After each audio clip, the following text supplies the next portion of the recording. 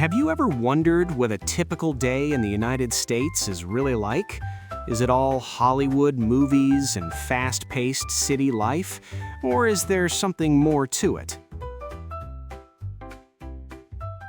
That's a great question, Avery, and it's exactly what we're going to explore today. Hello, everyone, and welcome to English for Everyone, the podcast designed to help you improve your English in a fun and engaging way. I'm your host, Diana. And I'm Avery. It's great to be with you all. In this episode, we're pulling back the curtain and giving you an inside look into a day in my life in the USA. We'll walk you through a typical American's daily routine, from the moment the alarm clock rings until their head hits the pillow at night. Exactly. And this isn't just about a schedule. We'll share useful vocabulary, common phrases, and even a personal story that we hope will inspire you. Our goal is to make you feel more confident and fluent in everyday English conversation. So, are you ready to spend a day with us? Let's dive in. So, Diana, let's start at the beginning, the morning. For many Americans, the day starts early. What's the very first thing that happens? Well, for most people, it's the sound of the alarm clock, that buzzing or beeping sound. And here's our first vocabulary phrase. Hit the snooze button. Ah, the classic snooze button. I'm very familiar with that one. Right? So when you hit the snooze button, you're delaying your alarm for a few more minutes of sleep. It's a small battle between wanting more rest and needing to start the day. A battle I sometimes lose a couple of times. Okay, so after finally getting out of bed, what's next on the agenda? Next is usually the bathroom routine. Brushing your teeth, washing your face, maybe taking a quick shower to wake up properly. Then it's time to get dressed for the day, whether that's a suit for the office or casual clothes for working from home. And we can't forget breakfast. It's often called the most important meal of the day. What does a typical American breakfast look like? It really varies. On a busy weekday, it might be something quick. We have a great phrase for this, to grab a bite. It means to get something to eat quickly. So someone might grab a bowl of cereal, a piece of toast with peanut butter, or a yogurt. And of course, coffee, so much coffee. Oh, absolutely. Coffee is a huge part of the American morning routine. Many people brew it at home, while others pick it up from a coffee shop like Starbucks on their way to work. Speaking of going to work, let's talk about the morning commute. For our listeners, the commute is the journey you make from home to work or school. In the U.S., this often means driving. Yes, and with driving comes traffic, especially during rush hour. Rush hour is the time in the morning and evening when there are the most cars on the road. People often listen to podcasts like this one or music to make the time pass more enjoyably. A great way to use that time for learning. So we've made it through the morning rush and we're at work or school. The clock hits noon. What happens then, Diana? Lunchtime, but it's often a very quick affair. Many office workers eat at their desks to save time. This is sometimes called a sad desk lunch. I've had my fair share of those.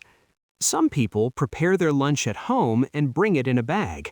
We call this brown bagging it, even if the bag isn't brown. It's a way to save money and eat healthier. That's a great idiom, brown bagging it. After lunch, many people experience the dreaded afternoon slump. Right, that feeling around 2 or 3 p.m. when your energy just disappears and you feel sleepy. What's the American solution to that? More coffee, usually, or maybe a short walk to take a breather, which means to take a short break to relax. The goal is to find enough energy to power through the rest of the workday. To power through means to keep going with determination until you're finished. That makes sense. Then, as the clock approaches 5 p.m., people start to wrap up their work. This phrase, to wrap up, means to finish something. They might answer their last few emails, organize their desk, and get ready for the journey home. And so begins the evening routine. But before we get into dinner and relaxation, I want to share a little story. It's about how breaking a routine can sometimes be the most important part of your day. Oh, I'm interested to hear this. A few years ago, I was stuck in a very rigid routine. I would finish work, fight through the evening rush hour traffic, get home exhausted, make a quick dinner, and then just collapse on the sofa.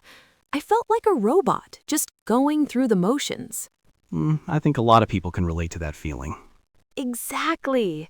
One evening, the traffic was particularly bad. I was feeling so stressed and frustrated. But then I noticed a sign for a small local park that I must have driven past 1,000 times. On an impulse, I took the next exit, parked my car, and just walked into the park. Just breaking the cycle. I did. It was a beautiful spring evening. The sun was setting and the park was quiet. I sat on a bench and just watched the world go by.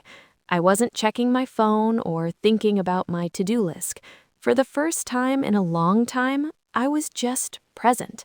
After about 20 minutes, I felt this incredible sense of peace wash over me. Wow, that sounds amazing.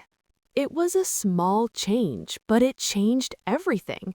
I realized that my routine was controlling me, and I needed to find small moments of joy and spontaneity within it. Now I try to build in little pauses, whether it's a short walk, listening to one favorite song without distraction, or just sitting in silence for 5 minutes. It taught me that a routine is a tool, not a prison. That's such a powerful story, Diana, and a wonderful reminder for all of us, especially when we're learning something new like a language. It's important to have a routine for studying, but also to find joy and spontaneity in the process. Precisely. So after that little detour, let's talk about the typical evening. Once people are home, they might need to run errands. This means doing necessary small tasks, like stopping at the grocery store or picking up dry cleaning. Right. Then comes dinner. This can be a home-cooked meal, or if someone is too tired to cook, they might order takeout or go out to eat. Then it's finally time to relax. This is when people finally get to wind down. To wind down is to relax after a period of activity. For many Americans, this involves watching TV or streaming services like Netflix. A very popular modern phrase is to binge watch a series, which means watching many episodes in a row. Definitely. Others might prefer reading a book, listening to music, doing a hobby, or getting some exercise at the gym or at home. It's about personal time and recharging your batteries. Finally, as the evening ends, people might prepare for the next day, choosing their clothes, packing their bags, and then it's time for bed to get enough sleep to do it all over again.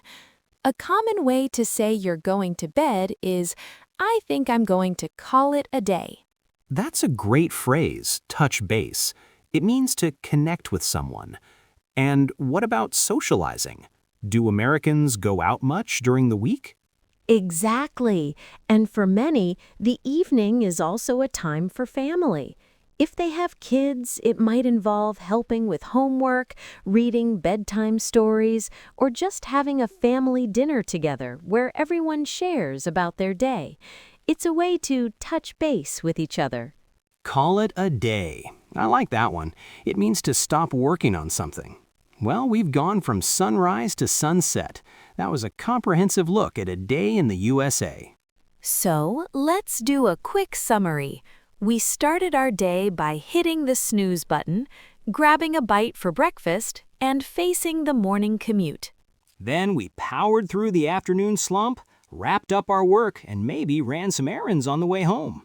And in the evening, we took time to wind down, perhaps by binge-watching a show, before finally calling it a day. The most important lesson, though, is that while routines give our days structure, it's also important to find moments for yourself within them. Perfectly said, Diana. And just like that, we've reached the end of our episode. We hope you've enjoyed this slice of American life and learned some new phrases you can use in your own conversations. Thank you so much for listening to English for Everyone. If you found this episode helpful, please subscribe to our podcast on whatever platform you're using. Leaving a review also helps us reach more English learners just like you. And don't forget to follow us on social media for more tips and updates.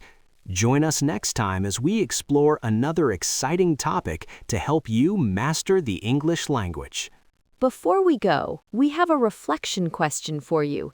We'd love to hear your answer in the comments section below this episode. Today's question is, what's one part of your daily routine that you love the most? And what's one new English phrase you learned today that you're going to try to use this week? We can't wait to read your answers. Until next time, keep practicing, stay motivated, and have a wonderful day. Bye for now.